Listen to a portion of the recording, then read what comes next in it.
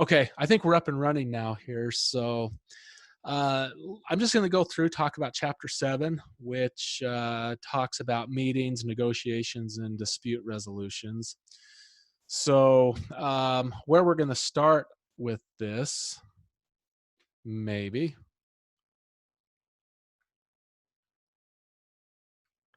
Yeah, my computer, it's kind of freezing up a little bit. Okay, let me talk a little bit about the purpose of meetings. And so these are a couple of quotes that come out of the textbook defining what the purpose of meetings are. So the authors basically say meetings are convenient means of facilitating communications. And if you really think of that definition, that is really what the point of ever participating in a meeting is all about. If you guys have ever been involved in any type of project, facilitating communications with people are it's a very important thing. If you don't have that ability and if you don't facilitate communications, it's really just hard to get anything done. So most of the time when we're talking about a meeting, we're talking about something very formal. So meetings should be formally scheduled, and they need to be used to inform individuals of things like progress, discuss problems, to make proposals, and to seek solutions of things that we might be dealing with. So, we're going to go through several types of meetings today. But before we get there, I want to talk about two things that we deal with in preparation of meeting. And we call this pre meeting preparation and post meeting preparation. And I would hope that most of this stuff is somewhat familiar with you guys, talking about things like agendas and meeting minutes. So we're going to take a couple of minutes here and we're going to define what each of these are and essentially what the purpose of these will be. So, agendas, uh, basically, this is what I think the most important thing about an agenda is. It keeps meetings organized and it keeps people from going off track and going on to other types of tangents. So really the whole definition of an agenda is we're going to create a list of topics, a list of items that we intend to cover in this formal event or this meeting that we've had. A couple of things when you create an agenda, things that you want to make sure that you're doing is number one is you want to make sure that you define what agenda that meeting is for. So if you're looking at this PowerPoint right here, this agenda would be specific for a pre-construction meeting with a subcontractor. Agendas need to, you should have the date on there, you should have the time that the meeting's going to occur, and you should have a location. Another thing is oftentimes agendas are sent out in advance to people. Uh, Sometimes that advance is just so people can review that, and if they need or want something on the agenda, they can have that capability. And then as you can see right here, you just go through and you list all of the different items that are on an agenda. Now, over the years, as I've taught, uh, you hear a lot of things about PowerPoints, that sometimes they're used correctly, sometimes they're not used correctly. I'm not a real big fan of a PowerPoint other than this number one reason. As an instructor, my PowerPoint actually is my agenda, if you want to look at that way when I'm going through a topic of a class. If I didn't have a PowerPoint and the different items on there, I would be going off on more tangents than I already do. So again, that's one of the real powers of having an agenda is it streamlines it and makes sure that you're focusing on those items that need to be focused on, and you're not going off into these 10 other topics that potentially can drain a lot of time. So that would be the main purpose of an agenda. Meeting minutes, we essentially talk about four main things about meeting minutes. And I guess first, to define a meeting minutes, it's just basically just a written record of what's gone on in the meeting in terms of what's been said. Okay. Meeting minutes, when we talk about meeting minutes, for the most part, we create those as being an official record of whatever meeting that we have participated in. One of the things that I really like about the meeting minutes is it is a mechanism that you can hold people responsible for what what they say or what their statements are. So if you're in a meeting and someone makes a statement and it gets into those meeting minutes, it makes it very easy to hold them accountable for that. And the reason and what really gives you the teeth to hold someone accountable is the fact that once you create a set of meeting minutes, then what ends up happening is those meeting minutes should be distributed to those people that were part of that meeting. They should review those meeting minutes, and they have the option of either accepting or not agreeing with what was part of those meeting minutes.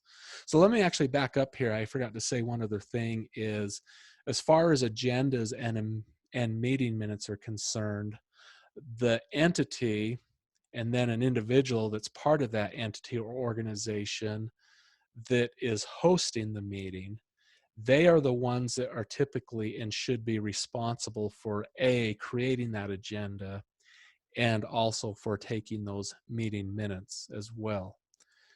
Okay, so again, once we create those meeting minutes need to be sent out to those people that are part of that meeting, and then they should review and basically say that they accept or reject.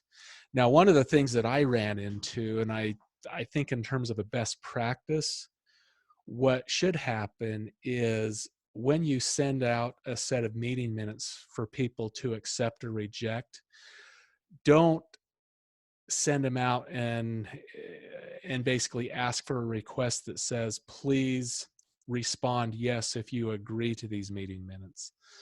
The problem with that is you never get 100% response rate, and it leaves that open-ended.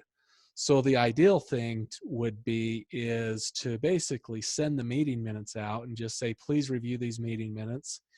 And if you disagree or think something needs to be changed, you have until such and such a day at such and such a time to notify us. Otherwise, by default of the passage of that time, these meeting minutes will become the official record. So you can kind of understand how that would work, that if you rely on someone to say, yes, I agree, you may never get the response. But if you basically just give them a cutoff saying that if you don't respond by this time, then your non-communication is an acceptance as these meeting minutes as being correct and official at that point. So that would be a good best practice on that. Okay, so we're going to spend quite a bit of time right now talking about the types of meeting minutes, or excuse me, the types of meetings that we potentially are involved with as we are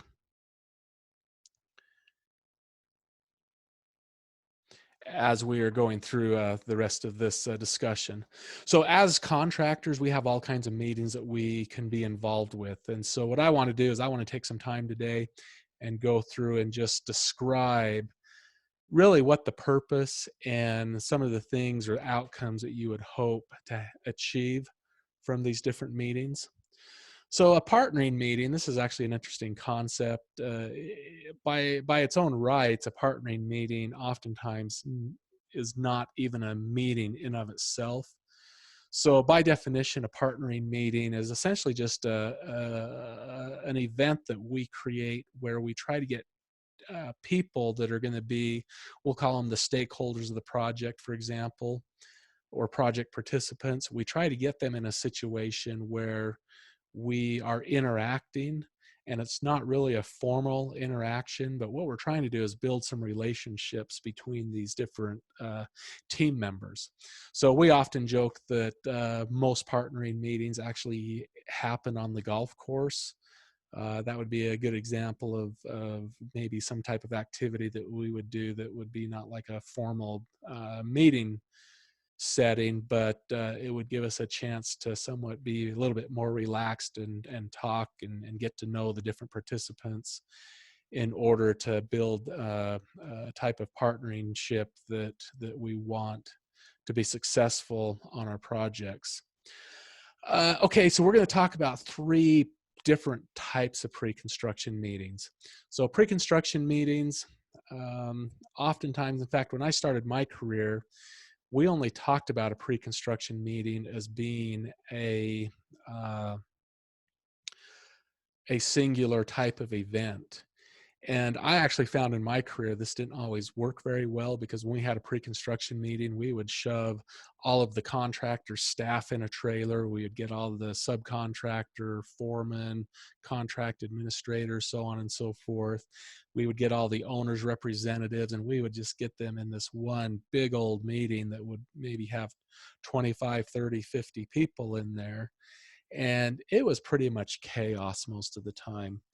And it turns out that when we talk about pre-construction meetings, the needs in terms of what's on your agenda, what you need to cover in a pre-construction meeting is going to be different if we're talking about the internal staff of the general contractor versus what needs to be discussed amongst all of the subcontracting trades, or what needs to be discussed between the owner, architect, and contractor.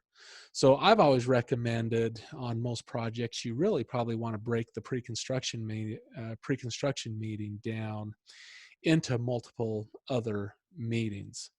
So starting off right here under our pre-construction meeting internally, with as far as the general contractor is concerned, you need to at some point have the estimating department involved, contract administration, the project management team. As I list these bullets, I'm thinking more of a traditional design, bid, build, delivery method when we have this. So in essence, and I'm drawing on my own experience here, I would have an estimating department that would be going out and pursuing work through hard bids. Once they were able to be successful and have a hard bid or a contract offered to the company through that hard bidding process, then that estimating department would essentially hand that information off, the proposals that they used in creating that bid to the owner. They would end up handing that off to the project management team. You'll see right in the middle there, I've got listed a contract administration. This can vary within companies. I had a company I worked for that we had a separate department, we'll call them, and their sole purpose was essentially to take the proposals when that we used to create the bids in the bidding process, and from those proposals they would create the subcontracts, which is something we'll be doing a little bit later in the semester. And then of course that information has to go on to the project management team, which would be primarily people like your project manager, project superintendent. But the point right here is, when your estimating department develops a bid, they accumulate a lot of information. They make a lot of assumptions, and they may actually have made some deals with people. That information at some point has to get passed on from that department to a contracts administration department if they're actually writing the contracts, and to the project management team if you're going to have a project manager and superintendent actually conducting the day in, day out management activities to bring a project to completion. So that would be an example of an internal pre-construction meeting. Pre-construction meeting with the OAC, meaning the owner, architect, and contractor. So again, this would be a meeting that I would suggest that you only have those three main project participants involved. Some of the things that you want to review with them is the review of staffing requirements. And this staffing requirement isn't just for the general contractor, although it's very important to let the owner architect essentially know who's going to be staffing your projects, both from an administrative standpoint and from a project administrative on-site respective. But you as a general contractor, you need to know how the architect might be staffing a project. The project that actually stamps the drawings is very rarely the person that's going to be involved in the day-to-day architectural side of managing that project. So you as a contractor needs to know uh, who within the contractor or who within the architect firm are you going to be sending that RFI to, so on and so forth. Review some of the temporary controls and facilities that are going to be on the job site. Is a good thing to cover with your OAC team.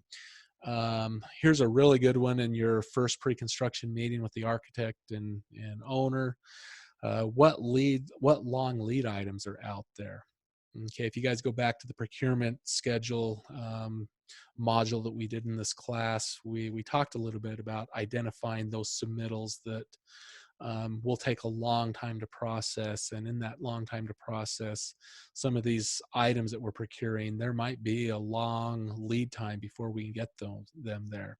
So bringing your architect and your owner on board, identifying those things early on in that pre-construction meeting goes a long ways to helping get that procurement process happening.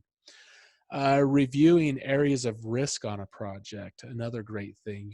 What kind of risks does the project entail, and going over those things so your owner and your architect can potentially help you manage that important.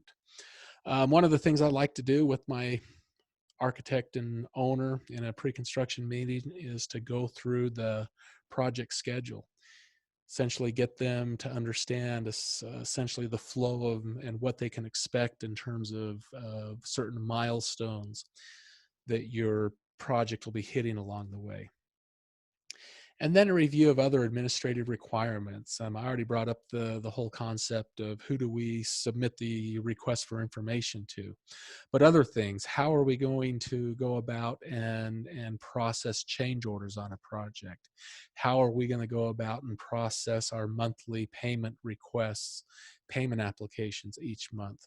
Those types of things should always be brought up in the pre-construction meeting with the owner, architect, and contractor.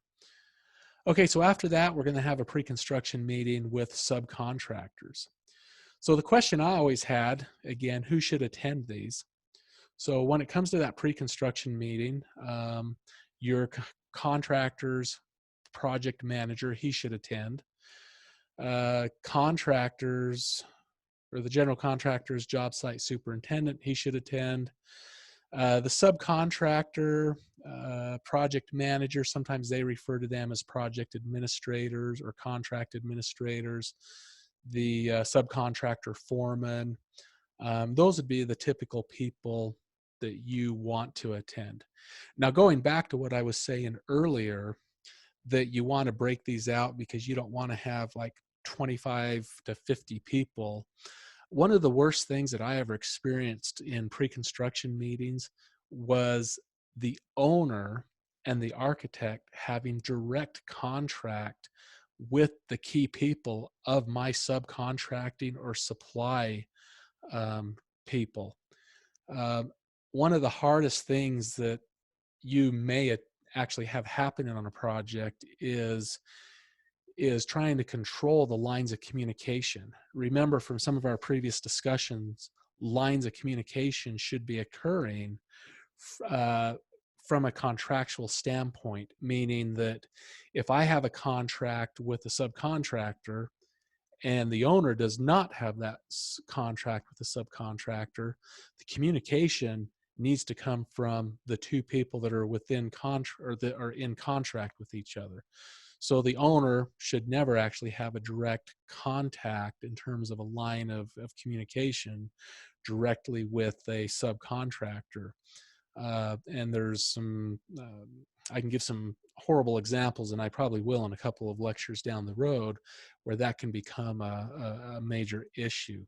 So whenever you start grouping an architect and an owner in with subcontractors, the ability for them to start creating some types of bond and ultimately lines of communication can happen. So you do want to avoid that if at all possible.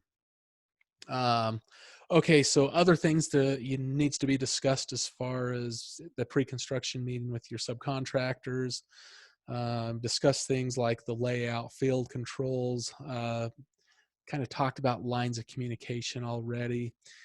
You don't want to have lines of communication blurred, meaning that they need to understand who questions need to be asked to. Mobilization requirements. Let me just briefly go over this in a little bit more detail, because this becomes a really relevant question or problem factor variable as we're trying to manage our projects. So one of the things when we deal with project schedules is, we spend all this time, we create a nice CPM schedule that shows when we're going to start the concrete, when we're going to start the masonry, when we're going to start the wood framing, so on and so forth. Well, one of the things that happens in a schedule, there is a disconnect. And what I mean by that is, on a scheduled activity, let's just say it is the subcontractor that is going to be, it's your concrete subcontractor that's going to be putting all your concrete things into place. You have an activity that says start, form, reinforce, and place concrete, and you're going to start that on March 31st. Excuse me.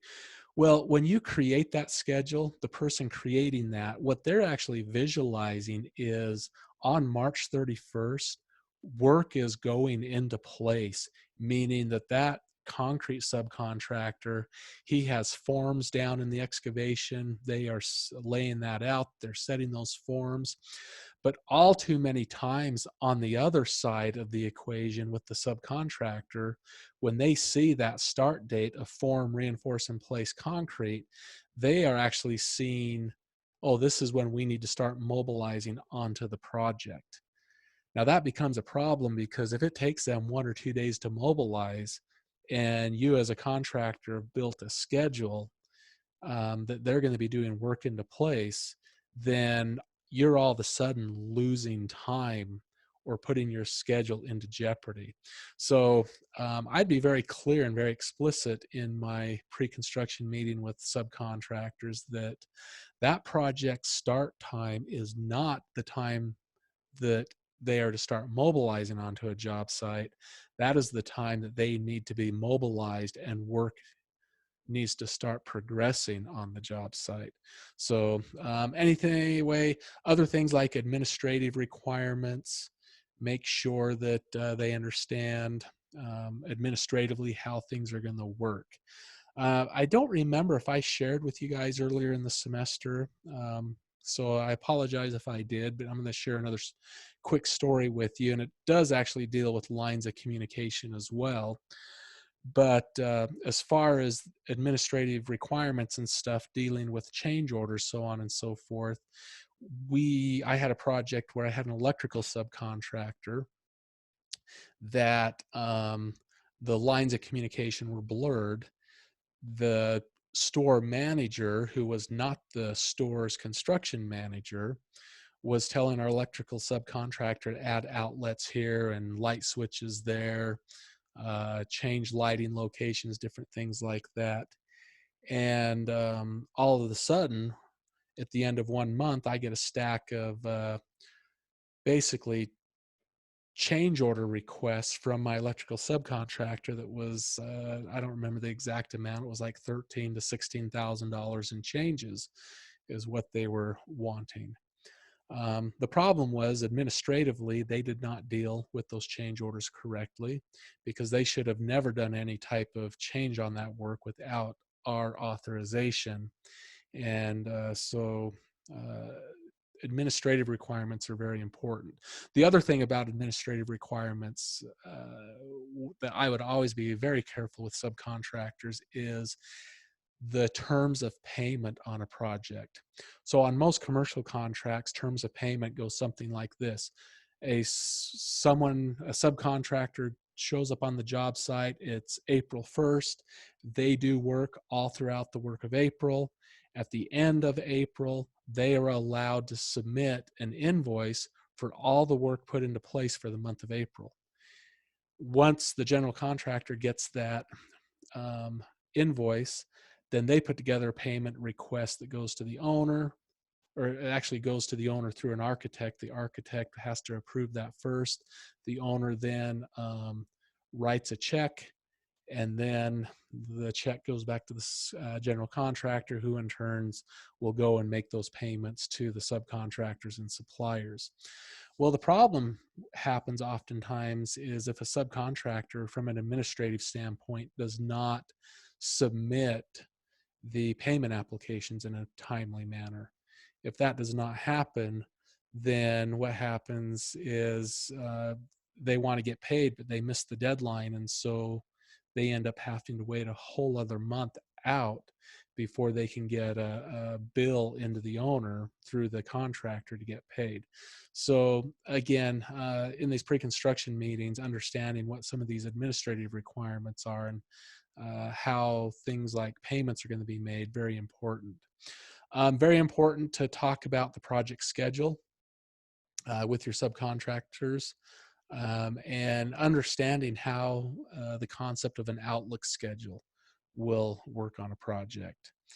Um, Different things like site restrictions, noise control, when they can actually start working on a project. There's all kinds of different restrictions that they may need to be aware of.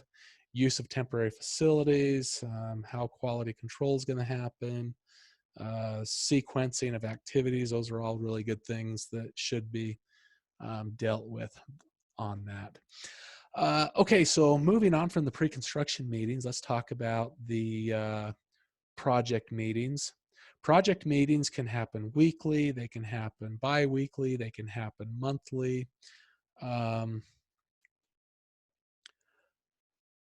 These meetings are meetings that typically, I don't have it shown here as I was hesitating a little bit, but this should be our OAC meetings with our owner, architect, and contractor.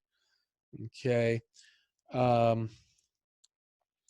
No, now I'm taking that back. I think that's my next slide. Yeah, so no, this is the OAC meeting. So I need to add that to my slide so I know next time. So in an OAC meeting, so with the owner, architect, and contractor, these are the things that I always like to do is I would take my tracking logs with me. And in those meetings, I would review things like my RFIs. So the question I would always have to the owner and architect is, hey, I've sent this RFI out last week. We don't have a response yet on that. Can you tell me what the status of that is? Same thing with your submittal log. So you've got this whole submittal process that we've talked about, and what submittals are outstanding, what submittals are upcoming.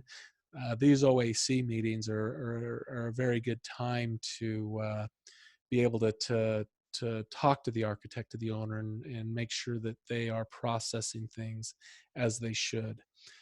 Reviewing things like the change order logs, reviewing the project schedule, and then discussing problems or areas of concern. Great topics on those OAC meetings. On the actual project side of things, your superintendent will be conducting subcontractor coordination meetings. Most of the time, at least on my projects, we would hold these usually on a weekly basis. And usually they were done in early of the week, so we could essentially talk about what was going to happen during that week. As you see right there, typically conducted by the job site superintendent. So in those meetings, you want to discuss things like productivity issues, review the 3-week outlook schedule, review procurement issues that might be happening. And this is a really good one. Discuss safety issues, follow up with subcontractors, make sure that they're conducting their own job site safety meetings with their own employees. So one of the things, and I'm just going to emphasize this on the last part of this slide, is that only subcontractors that are working on the job or subcontractors that are going to be mobilizing and start working on the job, that are appearing on your Outlook schedule. In my case right here, I'm showing a 3-week Outlook schedule. That's when you need to have them show up. Typically, it's not hard to get subcontractors to participate in these meetings if they're already there performing work on the job. A little bit harder is to convince key people from subcontractors that are going to be mobilizing within the next 3 weeks to show up. But I cannot I cannot iterate enough how important it is to get some of those people onto the job site, or to those meetings before they show up to the job site. An example of this might be like when you have your framer there framing. It may not hurt to try to get your drywall or someone from the drywall company there. There's nothing better than to have a drywall and framer be at a same meeting so they can discuss some of the issues that may come up in terms of blockings and backings that need to be needed. Once your framer leaves off of that job site, those types of things may be a little bit more difficult to attend to. But anyway, having those people that are going to be working on there so they can understand what's going on the project, what the workflow is happening, potentially will be very important. Safety meetings. So as a general contractor, you do typically have a requirement to hold safety meetings, not just with your own employees, but your superintendent should be holding safety meetings also with subcontractors.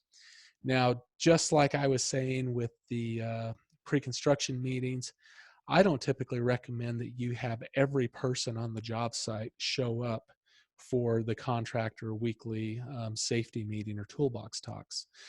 The way I always like to handle those would simply is invite the foreman or the superintendent of whatever craft or trade that are out there.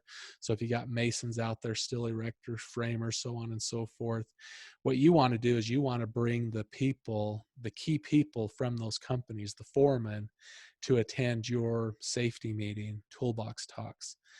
Each of those subcontracting entities then should go and they should conduct their own toolbox talks or safety meetings with their own employees. Okay. And that's a pretty good way to handle those types of things. Staff meetings. I threw this one in here. We used to do staff meetings quite often within a company. This type of meeting for us was oftentimes not just project staff, but this was like company staff. So where I participated in these staff meetings most often, we had most of the company's project managers were all working out of offices in the same building. The estimating department was in that same building. The accounting office was in that same building. And in our staff meetings, what we would do is we would just simply all come together and we would just start talking about the different jobs and the different issues that were going on.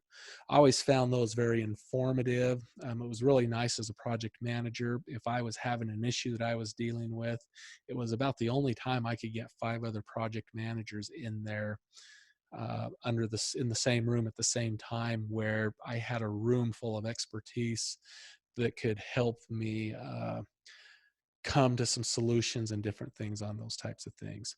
But in those meetings, we would discuss RFIs, submittals, change orders, different things like that on each of those projects. Specialized meetings. So specialized meetings, that can be all kinds of different types of things. You can have a specialized meeting, which just means it's a unique meeting that we're going to hold just to take care of something unique. So that could be a dispute resolution. It could be there so you can go through some type of charrette of problem solving, or it could be just to discuss some type of unique system or equipment that's being installed in a building. You know, maybe you're doing a stadium that has some type of retractable roof. Okay. The coordination on that's going to be above and beyond any just typical or standard meeting that you would have. Project closeout meeting. So as you get towards the end of a project, you do need to have some type of a meeting to discuss how that's going to be closed out. things that can be discussed in those meetings will be when the certificate of occupancy is going to be acquired. um, punch lists punch lists are always real important to go over. Discuss how that's going to happen. Discuss the operation and maintenance manuals, training of systems, how the final billing's going to happen, so on and so forth. And then here's one that a lot of companies do very poorly at, and that's having some type of a post-project review and evaluation. We're really good as human beings of reinventing the wheel. We shouldn't do that. We should always take some time, pause at the end of a project, and we need to document, talk about, evaluate what went right, what went wrong, so we can avoid making the same problems, or we can document some of the good solutions that we maybe have implemented on a project. So doing things like reviewing cost reports, so you're analyzing what your budgeted costs with your actual expenses were on a project. Look at productivity type things, and especially if you do any type of self-performed work, you need to make sure that you are tracking productivity, what was estimated as a productivity versus what actually happened as productivity on a project. Documenting that type of stuff becomes invaluable information for the future. So review the variance reports of a project, and then, like I just said, review and document problems that you had and the solutions that you had on that. Okay, so that goes through really quick on the as far as meetings are concerned. There are a couple of other items we need to talk about before we end today. And one of those things is what we call negotiations. So these are 3 points out of your textbook that define what negotiations are. It's a method of communication used to resolve issues. Now, when I say resolve issues, they may be, there's all kinds of issues. They're not always just negative in terms of maybe some type of contract dispute. But there's all kinds of issues that can come up, and negotiations is just a means of how you facilitate communication and allows you to come up with some type of solution, and in a give and take with whoever the other party is, you're able to make an agreement on that. Successful negotiations always require a meeting of the minds. It means both minds basically agree that the outcome or what you decided is both equitable. So that's definitely probably something I would say that successful negotiations, both parties in that meeting of the minds, they both go away feeling like the outcome was equitable. So this is just an interesting slide I put up there. When do you negotiate? When you're developing a prime contract, developing subcontracts, when you're settling change orders, when you're applying for payment applications, when you're doing punch lists, final payment, whenever there's a dispute. Basically, you're always negotiating. Pretty much at any given time that you are completing tasks on a project. Okay, so as far as negotiations go, from a legal standpoint, there are a couple other things I wanted to talk just briefly about. And when you get into some type of dispute and you're not able to necessarily, through just casual conversation, negotiate any terms, there are 3 formal things that we can turn to. And they are listed here as mediation, arbitration, and litigation. So mediation is the process of bringing together disputing parties with the aid of a trained mediator. Okay, mediators, they're basically just a person, a facilitator that is there to discuss the problems and to help them, the two disputing parties, to find that middle ground, to see if they can't come to some type of a solution. Okay, there is a key thing that you must realize in mediation. It is not legally binding. And what that basically means is if two parties right now at this moment agree on something and they walk away, and sometime during the evening or the night one of the parties all of a sudden says, you know what, I'm getting a raw deal here, I'm not going to agree to that, they can back out. There's nothing legally binding that they have to hold to those agreements in mediation. That's different than the litigation and arbitration. Most of your contracts will have a clause that will state first whether, if in the event there's any type of dispute, whether you guys will arbitrate or you will litigate to come to some type of ruling. So the thing about arbitration is it is a judgment and it generally is binding. Okay, there are some instances where things are not binding, and that typically is because maybe something wasn't done correctly in terms of arbitration rules, or maybe fraud was proved in some sense. Okay, but there's a couple of advantages to arbitration, and probably the biggest advantage to arbitration is the expense. Arbitration tends to be way less expensive. Okay.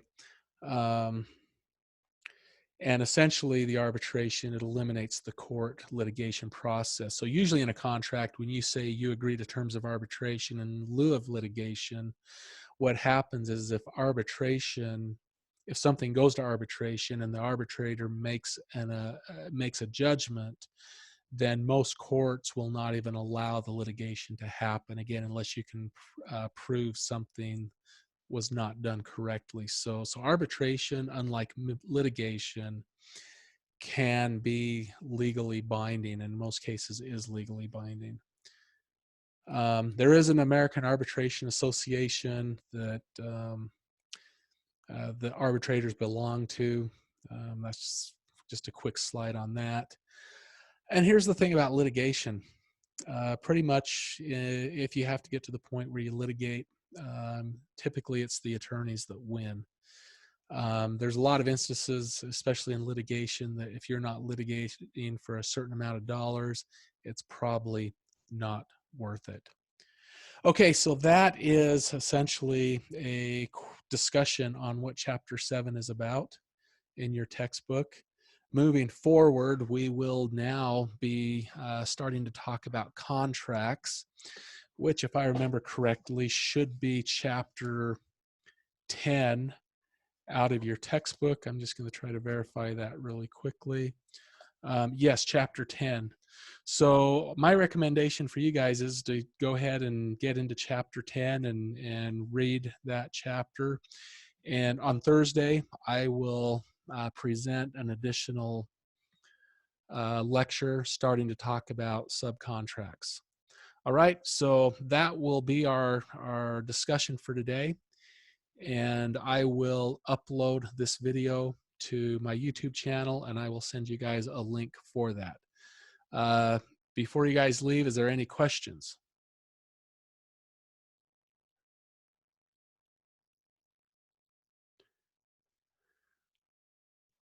All right. Well, with that, then I will see you guys on Thursday. You.